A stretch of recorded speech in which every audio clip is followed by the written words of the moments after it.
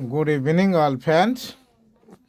आज complex sentence बा जटिल वाक्य विषय आलोचना करिबा। ए वाक्यटी संपूर्ण भाव रे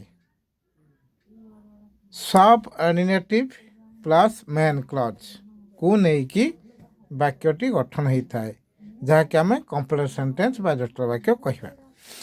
प्रथमतः आम मेन क्लॉज थिबो प्लस सब ऑर्डिनेटिव क्लॉज, जहाँकि if, whether, unless, because, although, in order that, यही सबू सब ऑर्डिनेटिव जोग हो आउ वाक्यटी मध्य पूरण हो।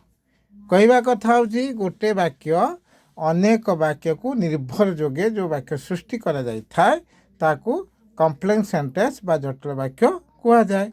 बा गोटे वाक्यर संपूर्ण अर्थ न थाई अनेक वाक्य जेतेबेले संजोगर गोटे संपूर्ण अर्थ प्रकाश करुवा वाक्यटी सृष्टि होता है ताकू जटिल वाक्य बा कॉम्प्लेक्स सेंटेंस बोली कही थांती।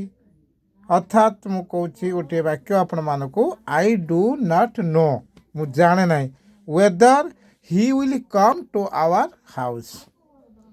आई डू नॉट नो प्रथम तो ये वेदर, वेदर हूँ सब ऑर्डिनेटिव बा आई डू नॉट नो मु जाने ना whether he will come to our house, से आम घर को आसब एक कथा मु जाने ना। वेदर अच्छी जिते बड़े वेदर टी दुईटी वाक्य संजोग करुच्ची बा आई डू नॉट नो ये निर्भर करुच्ची ये है sub clause. He will come to our house ये है मेन क्लॉज। एक दुईटी को संजोग कला वेदर। किंबा आ गोटे वाक्य मु कहूँ if you work hard, if subordinative बा सब क्लॉज।